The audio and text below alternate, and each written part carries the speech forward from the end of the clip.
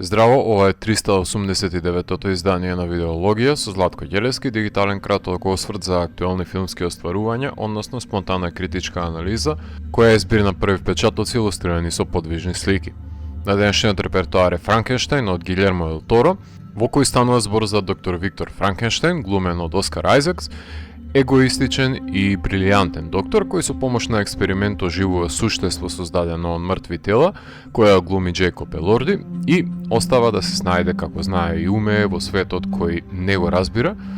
за кога ќе осознае дека не може да умре и ќе ги согледа и добрите и лошите страни на човештвото, ќе замина во потрага по докторот да се реваншира.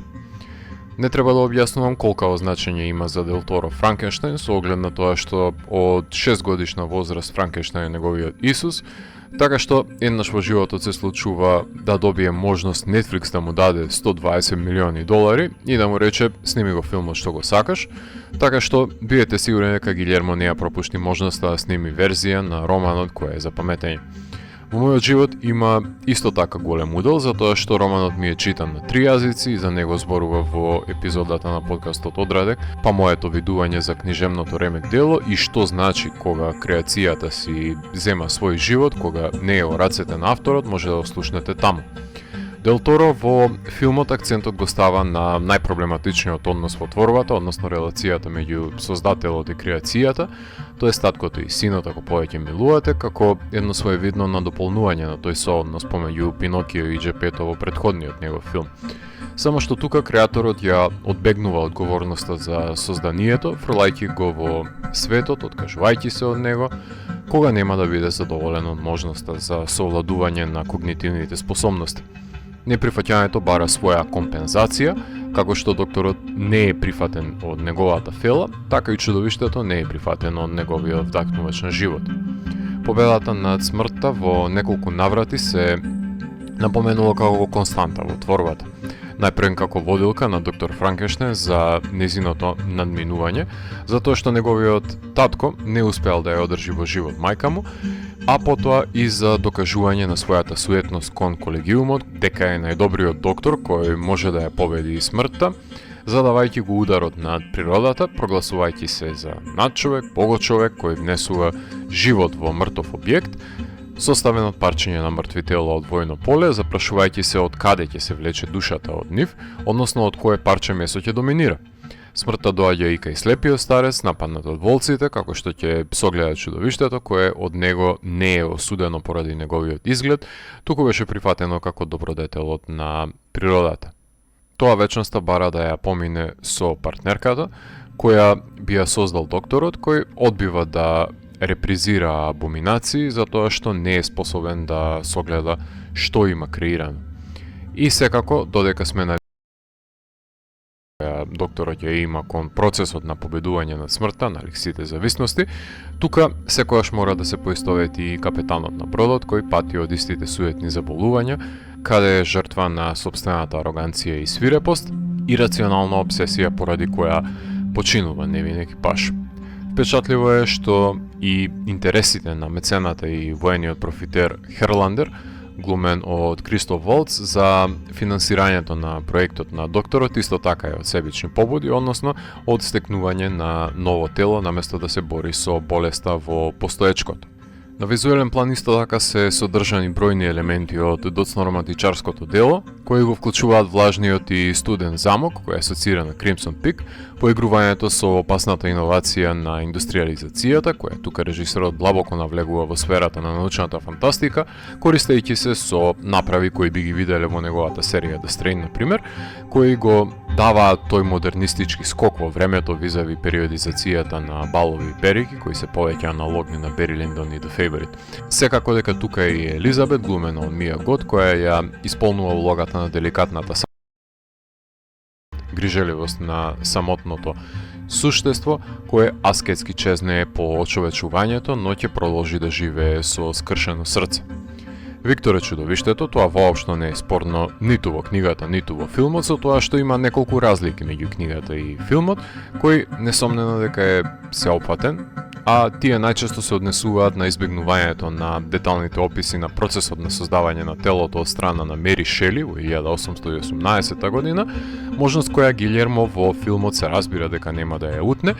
и ќе се потруди сликовито да ви ја понуди селекцијата на мртви тела за бирање на екстремитети и прикажување на процесот во кој електрицитетот буди нов живот.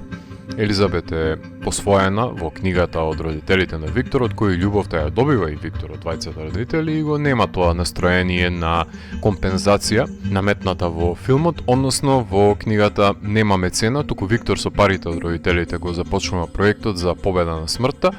но и во двата случаи не е волен за ресоздавање на партнерка за суштеството.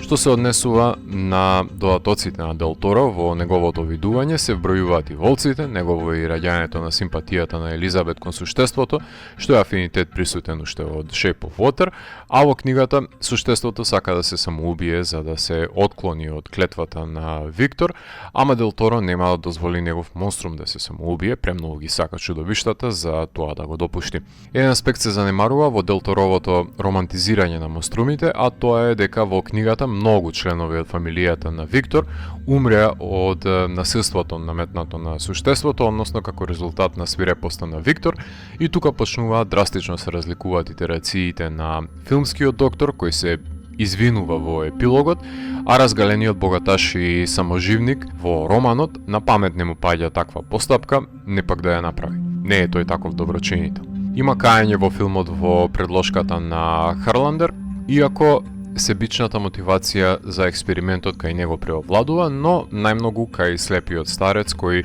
ќе го прифати суштеството како што е. Елементите на војната и нејзините последици одлично се впрегнати во филмската адаптација. Ќе резонира филмот со денешницата поради потребата од припаѓање меѓу своите, потреба за грижа во светот на суровост и секако потреба за опростување, кои, иако се универзални, стануваат денес дефицитарни, така што секојаш е добродедено поставувањето на прашањето што не прави да бидеме луѓе. Евидентен е антиподот на главните актерски изведби, каде Оскар агресивно ја нагазува својата шоуменска изведба, додека пак Джейкоб е резигниран и кога се појавува со робусниот физикалитет, подсетува на вонземјаните од Ридлиевиот Прометеј, изгубениот ентитет во човештвото. Тоа значи дека визуелно постои диференцијација од Борис Карлов и неговата изведба во филмот на Джеймс Вел од 1931 година, кој е синоним за ликот на чудовиштата на Universal, што е автентичен потват на Дел Торо да се разликува од поимот кој е вбризган за суштеството во колективот, наместо да биде само негов бегол омаж. Има стотици адаптации на Франкенштейн кои полесно се значајни, од верзиите на Хамер со Теренс Фишер до еротските потвати на Джес Франко, комичниот на Мел Брукс, потоа и Кен Расел често се навраќа на оваа концепција во неговите дела. Кенет Брана прави една мелодраматична верзија во раните 90-ти, бројни телевизиски и анимирани адаптации. Своји верзии имаат и Маркус Ниспел, Брендон Росе, Дамиен Леоне, вечна инспирација за The Addams Family, Меј, Реаниматор, Poor Things и до крајот на годината очекуваме видување на Меги Джиленхол во нејзиниот The Bride. Така што неизмерно е значењето на Франкенштейн за светската филмска историја и треба да биде јасно дека не може да постои безпрекорна адаптација на книжевно дело во филмска форма, затоа што во трансферот на значење секој ще губи по некое суштествување. Во неколку наврати имам коментирано за неинспиративните композиции на Александре Десплат и ќе продолжам тоа да го правам, затоа што мислам дека неговото творештво е продукт на вештачка интелигенција пред постојањето на вештачка интелигенција, односно тој е човек што ќе ја генерира саканата свита, која е еднозвучна и ќе ги задоволи потребите на сечија намена и нема да остави ниту една нота за паметење погледањето на филмот. Така што одличен композитор за да си ја заврши наменската работа, никогаш да даде автентичен белег по кој ќе се памти некое дело на звучен план. Ден Лаусен, кинематограферот со кој постојано соработува Дел Торо, го има прифатено предизвикот да работи на овој гломазен филм, со тоа што максимално ги искористува продукцијскиот дизајн во кадрите и пополнува недостатоците со воочливи визуелни ефекти, меѓутоа во неговото кадрирање ќе ги запамтиме прекрасните широки планови на чудовиштето насреде снежната дивина, раскошните интериери кои нема да останат незабележани, речиси подводните замоци и препознатливата мувла во која се кријат чудовиштата на Дел Торо, како и ликовите во црвено, на кој им доаѓа смртта на посета. Монтажерот Еван Шиф многу добро знае како да монтира акциони секвенци. Тоа го докажа во ударните пресметки на почетокот меѓу чудовиштето и морнарите, меѓутоа потоа ги добиваме двете перспективи на докторот и суштеството, што доведува до истиснување на останатите подзаплети и нивното непречено реализирање, па затоа во еквилибриумот избрзано е случувањето за тоа што се одвивало со споредните ликови, што се должи на префрлувањето на тежиштето на приказната на протагонистите. На крајот на денот филмот трае 2,5 сати, не може да се спакува во помал формат, каде и да се крати, што и да се исфрли, длабоко ќе навлезе над 2 часа, што значи дека ќе има многу откажување од гледачите, натегање за гледање на рати на денови, се што е на штета на самиот филм, затоа што ова дело бара да се внесете во светот и предадете. Јас имав неуспешен обид за прво гледање, што го препишувам на екстерни фактори, како заболување и модерно брзо живење, но најдо време и му го дадов моето непрекинато внимание, кое беше наградено, а не злоупотребено. Нема да работи како ТВ серија со постојано вклучување и исклучување од светот во рамки на епизоди, што исто така го говорам од искуство, затоа што гледав 2 Франкенштайн серии, едната од 2000-ти, другата од 10-тите, и истиот проблем е со влез и излез по светот, секоја недела. За режисерот Гилермо Дел Торо сум говорил во видеологија уште во првата сезона, кога го рецензирав Shape of Water, а потоа и за Пинокио, а по адаптацијата на Пинокио не смееме да забораваме дека ја создаде одличната антолошка ТВ серија Cabinet of Curiosities, во многу филмови доби благодарници, но и исто така пред камера се појави во документарните филмови, давајќи изјави во Temple of Film, 100 Years of the Egyptian Theater, Dario Argento Panico, Питер Богданович and the Icons of Cinema, Leonardo da Vinci, Jaws, 50, The Definitive Inside Story, му користеше и на Хидео Коджима во видеоиграта Death Stranding 2, а во најава има многу проекти, вклучувајќи го и анимираниот The Buried Giant за англискиот пар во ерата после Артур во Британија, каде спомените изгледуваат и тие имаат некакво сеќавање дека имале син, па се трудат да го најдат низ селата, а со Оскар Ајзекс ќе го работи Фјури, што би требало да биде негова верзија на My Dinner with Andre, а едно од неговите неостварени дела се разбира дека е адаптацијата на At the Mountains of Madness од Lovecraft, за која се надевам дека некојаш Netflix ќе го одврзат чекмеџето и го финансираат конечното реализирање на овој проект. Според мене дискутабилно е постоењето на Highlander, освен како еднократна алатка за финансирањето на проектот со задни цели.